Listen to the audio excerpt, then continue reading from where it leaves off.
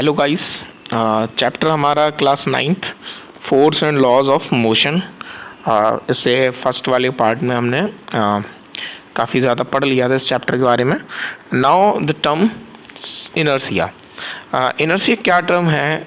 इससे पहले आपने क्लास 8th में इसको नहीं पढ़ा होगा। एक न्यूली टर्म है आपके लिए। इनर्शिया क्या है? ओके तो इनर्शिया क्या है इसको समझना है थोड़ा। काफ़ी ज़्यादा इसके बाद न्यूटन के जो लॉज आएंगे वो टोटली यहाँ से कंक्लूज़न कुछ निकल के आएगा, इसलिए बड़े ध्यान से समझना भी है आपको कि इनर्शिया है क्या।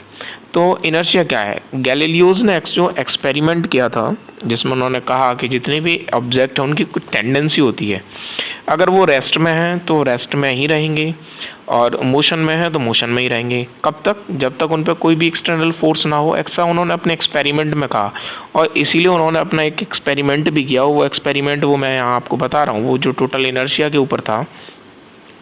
क्या था? मैंने क्या किया, place a cardboard on a empty tumbler and a coin on the cardboard as shown in figure. एक टम्बलर ले लिया, मतलब कोई ग्लास ले लिया और ग्लास में हमने पानी भर दिया आधी से ज़्यादा, और उसके ऊपर एक कार्डबोर्ड शीट रख दी जैसा आपको स्क्रीन पर नज़र आ रहा होगा, और उसके ऊपर हमने एक कॉइन प्लेस कर दिया। ओके, अब आपको करना क्या है, ये cardboard and a coin placed on an empty tumbler. Empty, आप उसमें पानी भरना चाहो तो पानी भर सकते हो, खाली रखना चाहो खाली रख दो, वो तो एक्सपेरिमेंट है वही शो करेगा।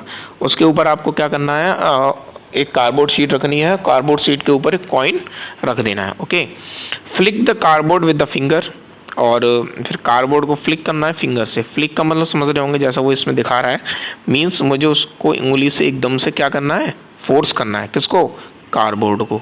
जैसे ही आप कार्डबोर्ड को फोर्स करोगे तो आप क्या ऑब्जर्व करोगे, the coins drops into the tumbler when we flick the cardboard moves fast, whereas the coin continues in a state of rest and hence drops into the tumbler। मालूम पड़ेगा कि जैसे ही आपने जब उसे फोर्स किया था कार्डबोर्ड को, तो कार्डबोर्ड तो वहाँ से फ्लिक कर गया, मीन्स दूसरी जगह, जो दूसरा डायग्राम में आपको शो हो रहा है देखो, जैसे ही आपने फ्लिक किया कार्डबोर्ड तो कार्डबोर्ड तो चला गया आगे, और जो कॉइन था वो किस में आ गया, टम्बलर में गिर गया, टम्बलर में। ओके, जो खाली जो आपने बर्तन रखा था उसमें गिर गया। इसके पीछे क्या लॉजिक था? तो गैलीलियोज ने क्या लॉजिक दिया इसके ऊपर, जो कंक्लूज़न था वो क्या कंक्लूज़न निकल के आया कि कंक्लूज़न यही था कि अगर कोई चीज़ रेस्ट में है तो वो रेस्ट में रहेगी। ये रेस्ट वाला केस था ना, क्योंकि जो कॉइन था वो आपका रेस्ट में था। किसके ऊपर था? कार्डबोर्ड के जस्ट ऊपर था। और जैसे ही आपने कार्डबोर्ड को फ्लिक किया, कॉइन कहाँ चला गया? टम्बलर के अंदर। ऐसे ही सेकंड केस में देखो, a passenger standing on a moving bus leans forward when the brakes are applied all of a sudden. अगर कोई भी पैसेंजर है या वो बैठा हुआ है, अपनी सीट है उस पर बैठा हुआ है, या वो बस में खड़ा हुआ है ना, कोई भी चलता हुआ व्हीकल है उसमें है, और जैसे ही ब्रेक्स अप्लाइड करेगा ड्राइवर, तो वैसे ही जो उसकी बॉडी है, this is because the body of the passenger in motion along with the bus. तो जैसे ब्रेक अप्लाई करेगा तो जो पैसेंजर जो खड़ा हुआ था वो क्या होगा, एकदम आगे की तरफ झुक जाएगा या आगे की तरफ चला जाएगा, है ना। तो ऐसा क्यों हुआ? ये इसकी वजह से हुआ क्योंकि जो व्हीकल था, जो बस थी, वो तो मोशन में थी, लेकिन उसके साथ साथ जो पैसेंजर था उसकी बॉडी भी किस में थी? मोशन में थी। When the bus stops all of sudden, अगर अचानक से बस रुकती है तो हमारी बॉडी क्या करती है, जो हमारी बॉडी का जो लोअर पार्ट होता है वो तो रहता है रेस्ट में, और लेकिन जो अपर पार्ट होता है बॉडी का वो रहता है हमेशा किस में? कंटिन्यू टू मूव्स फॉरवर्ड, वो रहता है आपका मोशन में, इसलिए वो आगे की तरफ फॉरवर्ड करता है। ओके, आपने ये चीज़ें अपनी लाइफ में देखी भी होंगी। जितने भी आप अगर किसी मूविंग व्हीकल्स में बैठ के जाते हैं, है ना, बस में या फिर कार में, तो अगर अचानक से सडनली अगर ब्रेक लगाई जाए तो हमारी जो बॉडी है, जो ऊपर की जो अपर बॉडी पार्ट है वो आगे की तरफ आता है ना, और हमारे पैर जहाँ हैं वहीं रहते हैं। तो उसका रीज़न क्या है? पैर हमारे रेस्ट में तो वो रेस्ट में ही है, लेकिन जो अपर पार्ट है वो व्हीकल के साथ किस में है, हमारा मोशन में, इसीलिए वो आगे की तरफ आ गया। ओके, इसी चीज़ को आगे जो कंक्लूजन निकलेगा वहाँ इसका रिजल्ट आएगा। From the above examples it is clear that, जितने भी अभी अब तक हमने जो एग्जाम्पल पढ़े, 2 एग्जाम्पल पढ़े ना, एक कॉइन वाला और एक पैसेंजर वाला। From the above examples it is clear that the object continued to remain in their state of rest or of uniform motion until an external force is applied। तो यहाँ से ये क्लियर हो गया, यहाँ से इतना मालूम पड़ता है कि कोई भी ऑब्जेक्ट अगर रेस्ट में है तो हमेशा रेस्ट में ही रहेगा, और मोशन में है या यूनिफॉर्म मोशन में है तो वो यूनिफॉर्म मोशन में रहेगा। कब तक? जब तक उस पर कोई भी फोर्स अगर हम अप्लाई नहीं करते हैं। Okay, this tendency of an object to resist any change in a state or uniform motion, ये किसी भी ऑब्जेक्ट की टेंडेंसी शो करती है कि अगर कोई भी चेंज आता है स्टेट ऑफ रेस्ट में या स्टेट ऑफ मोशन में, तो उसी टर्म को बोला जाता है इनर्शिया। क्या बोला जाता है स्टूडेंट्स? इनर्शिया। इनर्शिया को आप ऐसे भी डिफाइन कर सकते हो, inertia can be defined as the property of matter by which it opposes any change in the state of rest or uniform motion along a straight line। ठीक है, कोई भी अपोज, कोई भी रेसिस्ट, कोई भी अपोज या कोई भी बदलाव होता है स्टेट ऑफ रेस्ट या मोशन में, स्ट्रेट लाइन के थ्रू, स्ट्रेट लाइन मोशन के थ्रू, उसी चीज़ को क्या बोला जाता है? इनर्शिया बोला जाता है। इनर्शिया को फर्दर हमने 3 पार्ट्स में स्टूडेंट्स क्लासीफाई कर दिया, inertia of rest, inertia of motion और इनर्शिया ऑफ डायरेक्शन। अब इनर्शिया ऑफ रेस्ट क्या है, इनर्शिया ऑफ मोशन क्या है, इन चीज़ों को ही पढ़ लेते हैं। ओके, क्या है ये मालूम पड़ जाएगा आपको अच्छी तरीके से। तो रेस्ट, इनर्शिया ऑफ रेस्ट कब होगा? एग्जाम्पल्स से आपको बेटर समझ में आएगा। एग्जाम्पल्स में क्या है रेस्ट का? A passenger standing on a bus leans backward when the bus starts all of a sudden. Rest का एग्जाम्पल क्या? आप बस में बैठ गए और जैसे ही क्या कहते हैं बस स्टार्ट होगी और जैसे ड्राइवर उसे आगे बढ़ाएगा तो हमारी बॉडी है वो बैकवर्ड जाती है। या आप इस चीज़ को ऐसे भी समझ सकते हैं, 2 व्हीलर होता है, बाइक है, आप बाइक पे बैठो और बाइक पे जो सेकंड पर्सन है वो आपके पीछे बैठेगा। जैसे आप बाइक को आगे बढ़ाओगे एकदम से, है ना, जैसे ही एक्सेलरेटर दोगे आगे बढ़ेगी तो वो पीछे वाला पीछे की तरफ हो जाता है ना। और हम क्यों नहीं हो? क्योंकि हमने तो आगे क्या हैंडल पकड़ रखा है उसका हाथों से, तो हमारी बॉडी नहीं जाएगी, लेकिन उसने कुछ पकड़ नहीं रखा, वो पीछे की तरफ हो जाएगा। तो इसका मतलब क्या हुआ? ये इनर्शिया ऑफ रेस्ट का एग्जाम्पल है। ऐसे ही fruits fall down when the branches of a tree are shaken. अगर किसी पौधों पे, ट्रीज़ पे अगर फ्रूट्स लग रहे हैं ना, और अगर हवा चल जाती है बहुत तेज़ से, काफ़ी तेज़ हवा चल जाती है ना, शेक हो जाता है, तो क्या होता है? गिर जाते हैं फ्रूट्स, है ना। तो वो कहाँ गए? ज़मीन पे आ गए। पहले तो रेस्ट में ही थे ना वो। Dust particles on a carpet falls when we beat the carpet with a stick. लेकिन ऐसे ही अगर हम किसी कारपेट को बीट करते हैं, है ना, या अपनी चादर को, बिस्तर को हिलाते हैं, तो आपने देखा होगा डस्ट पार्टिकल्स निकलते हैं उसमें, है ना। तो वो रेस्ट का एग्जाम, इनर्शिया ऑफ रेस्ट होता है वो। फिर इनर्शिया ऑफ मोशन क्या है? इनर्शिया ऑफ मोशन, आप passenger standing on a moving bus leans forward. अगर कोई भी पैसेंजर मूविंग बस में स्टैंडिंग है यानी खड़ा हुआ है और वो आगे की तरफ जाए तो वो क्या हो जाएगा? इनर्शिया ऑफ मोशन होगा। क्या होगा? इनर्शिया ऑफ मोशन होगा। A man carelessly alighting from a moving train leans forward. वहीं अगर मैन कोई भी है ना, ट्रेन है, ट्रेन में खड़ा हुआ केयरलेस तरीके से, है ना, और अचानक से क्या होता है? आगे की तरफ हो जाते हैं। अगर ट्रेन जैसे ब्रेक लेती है तो, है ना, स्पीड बहुत तेज चलती चली जाती है, फिर जैसे स्टेशन आता है तो स्पीड जैसी कम होती है तो एकदम से बॉडी आगे जाती है। अगर वो केयरलेस तरीके से खड़ा है, अगर सही से है तो कोई प्रॉब्लम नहीं होगी। तो इनर्शिया ऑफ मोशन का एग्जाम्पल हो गया। इनर्शिया ऑफ मोशन का मैं एक एग्जाम्पल और दे सकता हूँ, हॉर्स राइडिंग दे सकता हूँ, है ना। हॉर्स राइडिंग देखा होगा आपने, हॉर्स राइडिंग घुड़सवारी होती है। तो घुड़सवारी जैसे आप करें तो हमारा जो हॉर्स है वो काफ़ी तेज़ दौड़ता है, लेकिन अगर अचानक से आप जो हॉर्स की लगाम है जो हमारे हाथों में होती है, अगर आप उसे खींच दें तो घोड़ा रुक जाएगा। जब घोड़ा रुकेगा तो हमारी बॉडी तो मोशन में थी, वो हम लोग कहाँ जाके गिरेंगे? बहुत आगे जाके गिरेंगे। तो इनर्शिया ऑफ मोशन का एग्जाम्पल है। ऐसे इनर्शिया ऑफ डायरेक्शन का क्या है? The water particles sticking to the cycle tyre are found to fly off tangentially. जब हम साइकिल, मोटरसाइकिल या जितने भी व्हीकल्स के जब टायर्स चलते हैं, है ना, रन करते हैं, तो आपने देखा होगा बारिश के मौसम में पानी के छींटे पीछे की तरफ आते हैं, तो वो होता है इनर्शिया ऑफ डायरेक्शन का एग्जाम्पल है। Whenever a driver is negotiating a curve, the passenger experience a force acting away from the center of the curve। लेकिन ऐसे ही कोई भी व्हीकल है जो मुड़ता है ना, कर्व वाली चीज़ों पे आता है, तो हम लोग भी झुक जाते हैं उस व्हीकल के साथ साथ, ऐसे टेढ़े हो जाते हैं, हमारी बॉडी भी हो जाती है ना। तो वो चीज़ किसका है? सेंटर ऑफ द कर्व की तरफ आती है हमारी बॉडी। उस चीज़ को क्या बोलते हैं? इनर्शिया ऑफ डायरेक्शन बोलते हैं। इनर्शिया अगर बोला जाए, टोटल जो इनर्शिया है, inertia is directly proportional to mass. It means क्या है? अगर आपकी बॉडी में मास ज़्यादा है तो आपके बॉडी का इनर्शिया भी क्या हो जाएगा? इंक्रीज़ हो जाएगा, ज़्यादा होगा। अगर आपकी बॉडी में मास कम है तो इनर्शिया भी क्या शो करेगा, कम शो करेगा। तो इधर बोला भी उसने क्या, inertia of a body depends upon its mass. जो इनर्शिया बॉडी की है वो टोटली किस पर डिपेंड करती है, मास के ऊपर डिपेंड करती है। That is massive object possess more inertia than lighter ones, है ना। तो इनर्शिया बॉडी किस पर डिपेंड करती है, मास के ऊपर डिपेंड करती है। जितने भी बड़े बड़े ऑब्जेक्ट होते हैं उनमें सबसे ज़्यादा इनर्शिया होगी, है ना, क्योंकि उनमें मास ज़्यादा है। और लाइटर ऑब्जेक्ट होंगे उनमें जो इनर्शिया है वो कैसे होगी, कम से होगी। ओके, न्यूटन्स के लॉ अब स्टार्ट हो गए स्टूडेंट्स। न्यूटन ने अपने लॉ में क्या कहा वो है, न्यूटन ने जो अपना फर्स्ट लॉ दिया उन्होंने उसमें क्या कहा, Newton's first law of motion. We shall now study above the exact relation between the force applied and the motion of the object on which the force is applied.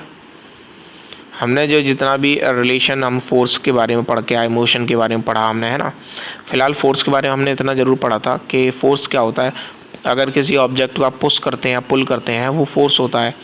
Motion हम chapter 1 में पढ़ के आए थे, है ना, कि कोई भी ऑब्जेक्ट अगर अपनी क्या कहते हैं प्लेस को, अपनी प्लेस को चेंज करता है वो मोशन हो जाता है ना। अब मोशन कई टाइप्स के थे तो उस पर नहीं जाना है। लेकिन जो इसाक न्यूटन थे, सर इसाक न्यूटन थे, उन्होंने क्या कहा, he give the 3 basic laws of the motion connecting objects in motion. उन्होंने मोशंस के ऊपर 3 अपने लॉ दिए जो काफ़ी ज़्यादा फिजिक्स में पॉपुलर हैं आज भी। Sir Isaac Newton formulated Galileo's observation into a law. Sir Isaac Newton ने क्या किया कि जो गैलीलियोस का ऑब्जर्वेशन था उसी के ऊपर उन्होंने रिसर्च आगे कंटिन्यू कर दी।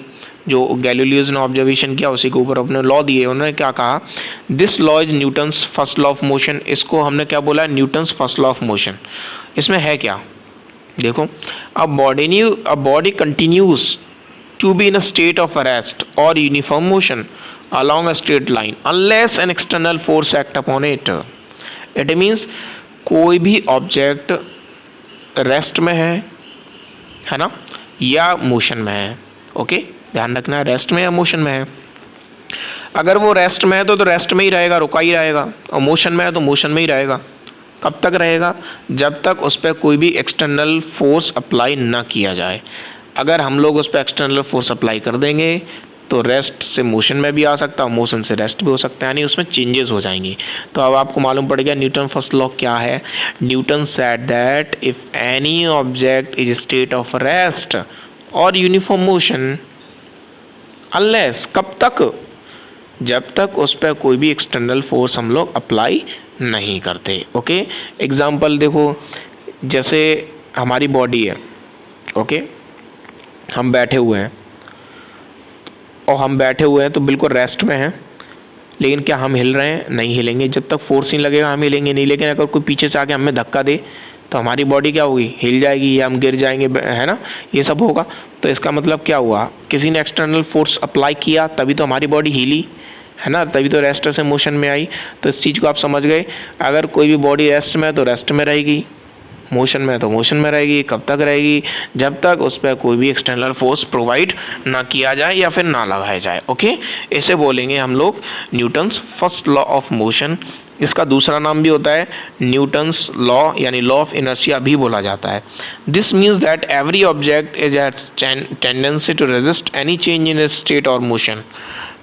इट मीन्स क्या है, जितने भी ऑब्जेक्ट हैं उनकी टेंडेंसी होती है, कोई भी चेंज होता है चाहे वो रेस्ट में हो चाहे मोशन में हो, इस टेंडेंसी को बोलते हैं इनर्शिया। क्या बोलते हैं बच्चों, inertia. This tendency is inertia. This law is known as law of inertia. इसको हम लॉ ऑफ इनर्शिया के नाम से भी जानते हैं। Newton's first law of motion gives a qualitative definition of force. Okay, तो न्यूटन्स का फर्स्ट लॉ आपको सबको अंडरस्टैंड हो गया, सबको समझ में आ गया ना। क्या था, सिंपल है, कुछ ज़्यादा टफ तो है नहीं। बस आपको अपने दिमाग में क्या बैठाना गाइस, इतना ध्यान रखना है कि न्यूटन ने क्या कहा। न्यूटन सेड दैट कि अगर कोई ऑब्जेक्ट रेस्ट में है तो रेस्ट में रहेगा, मोशन में है तो मोशन में रहेगा। कब तक, जब तक उस पर कोई भी एक्सटर्नल फोर्स लगाया ना जाए तब तक वो रेस्ट में रहेगा या मोशन में रहेगा। ओके, ये था Newton's first law of motion. इसको हम बोलते हैं लॉ ऑफ इनर्शिया भी। Next now the term is momentum. Momentum क्या है, सेकंड लॉ इससे ही क्या कहते हैं कनेक्टेड है, इससे जुड़ा हुआ है, इसलिए पहले मोमेंटम पढ़ेंगे उसके बाद सेकंड लॉ पढ़ेंगे। A cricket ball and a tennis ball are moving with a constant velocity v। कोई भी क्रिकेट बॉल है या टेनिस की बॉल है, उसकी वेलोसिटी है v। You have to apply more force to stop the cricket ball than you have to apply the stop the tennis ball। आपको ज़्यादा फोर्स अप्लाई करना पड़ेगा क्रिकेट बॉल पे देन टेनिस बॉल पे। अगर टेनिस बॉल को और cricket ball को आप रोकना चाहते हो तो टेनिस बॉल कम फोर्स में रुकेगी, है ना, कम फोर्स प्रोवाइड करोगे, रुक जाएगी वो। अगर आप उसे क्या करना चाहते हो, स्टॉप करना चाहते हो, और क्रिकेट बॉल पे फोर्स ज़्यादा लगेगा। क्यों? Since the mass of the cricket ball is more than the tennis ball. अभी जस्ट पढ़ के आए थे, मैंने क्या बोला था, इनर्शिया टोटल किस पर डिपेंड करेगी, मास पे। तो वही वाला केस यहाँ लग गया। क्रिकेट बॉल की जो वेट होता है, जो मास होता है, वो in comparison to the tennis ball ज़्यादा होता है। जब ज़्यादा होता है तो क्या कहते हैं, जो क्रिकेट बॉल है वो आपकी नहीं रुकेगी, रुकेगी ही नहीं। हमें रुकेगी कब, जब हम ज़्यादा फोर्स अप्लाई करेंगे। और ज़्यादा फोर्स अप्लाई करने के लिए आपको ज़्यादा फोर्स अप्लाई करोगे तो आपकी जो टेनिस बॉल है वो क्या हो जाएगी, वो सॉरी जो आपकी क्रिकेट बॉल है वो क्या हो जाएगी, स्टॉप हो जाएगी। और टेनिस बॉल के लिए लाइट वेट है तो कम फोर्स में काम चल जाएगा। The force required to stop a moving object depend on the mass of the body. तो जो भी फोर्स रिक्वायर है, आपको जितनी भी ज़रूरत है फोर्स किसी मूविंग ऑब्जेक्ट को रोकने के लिए, स्टॉप करने के लिए, वो डिपेंड करती है उसके मास के ऊपर। मास ज़्यादा तो फोर्स भी ज़्यादा लगाना पड़ेगा। ओके, ध्यान रखना है, अगर मास ज़्यादा तो फोर्स भी ज़्यादा लगाना पड़ेगा अगर आपको वो रोकना है तो। मोमेंटम वाला केस है। Suppose you have to stop two cricket balls A and B moving with velocity v1 and v2। मान के चलो मेरे पास दो क्रिकेट बॉल हैं जिनकी अलग अलग वेलोसिटी है। पहली क्रिकेट बॉल का नाम ए है, दूसरी क्रिकेट बॉल का नाम बी है। वेलोसिटी एक की v1 है, दूसरे की v2 है। तो मालूम पड़ा कि जो v1 वेलोसिटी है वो v2 से ज़्यादा है। Then you have to exert a greater force on A because it is moving with a greater velocity. Okay, तो v1 अगर वेलोसिटी ज़्यादा है तो ए की मूविंग जो वेलोसिटी होगी, जो ए मूव कर रही होगी, वो भी क्या है, ज़्यादा वेलोसिटी से मूव कर रही होगी, मास भी ज़्यादा है उसका। ओके, तो the force required to stop a moving body is directly proportional to इस वेलोसिटी। तो क्या बोला, force is directly proportional to velocity. क्या कहा उसने, the force required to stop a moving body. आपको फोर्स रिक्वायर है, ज़रूरत है किसी भी मूविंग ऑब्जेक्ट को रोकने के लिए, तो वो डायरेक्टली प्रोपोर्शनल किसका हो जाएगा, वेलोसिटी का। दस quantity of motion of a body depends on mass and velocity. तो क्या कहा, किसी भी क्वांटिटी, किसी भी बॉडी की क्वांटिटी हो, बॉडी क्वांटिटी ऑफ मोशन, किसी भी बॉडी की जो क्वांटिटी ऑफ मोशन है वो टोटली डिपेंड किस पे होगी, एक तो किस पे होगी, वेलोसिटी पे, और एक होगी आपकी मास पे। Okay, the quantity of motion defines a new physical quantity called momentum. और इसी फिजिकल यूनिट का नाम होता है मोमेंटम। अगर हम मोशन की क्वांटिटी की बात करते हैं, मोशन की क्वांटिटी की बात करते हैं, तो वहाँ एक नया टर्म आ जाता है जिसको हम जानते हैं मोमेंटम। और मोमेंटम को स्टूडेंट्स हम डिनोट करते हैं पी से, याद रखना है। The momentum of an object defined as the product of mass and velocity. Momentum क्या होता है किसी भी ऑब्जेक्ट का, it is defined as the product of mass and velocity. Momentum is a vector quantity and its direction will be same as that of velocity. It is represented by p.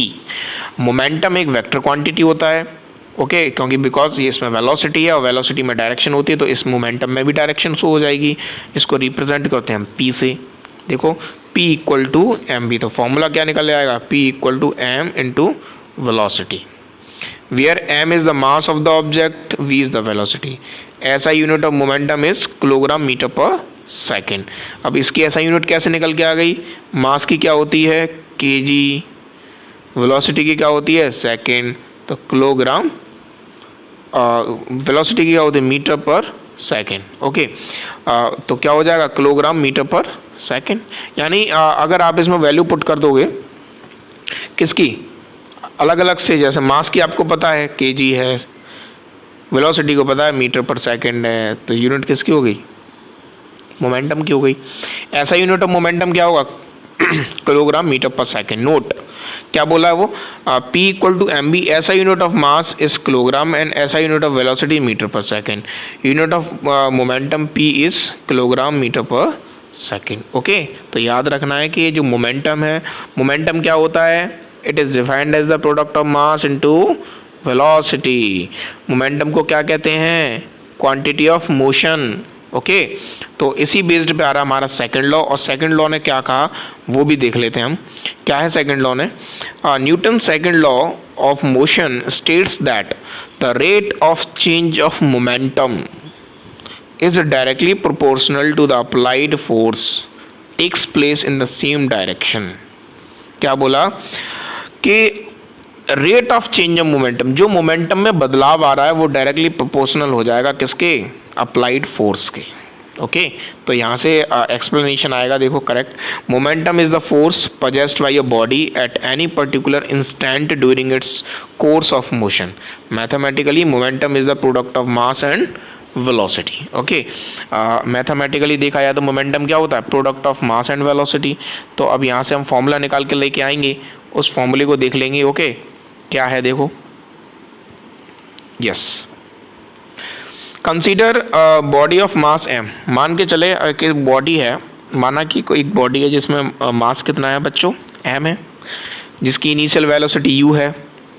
Let the body acted upon the same force f time t और final velocity v।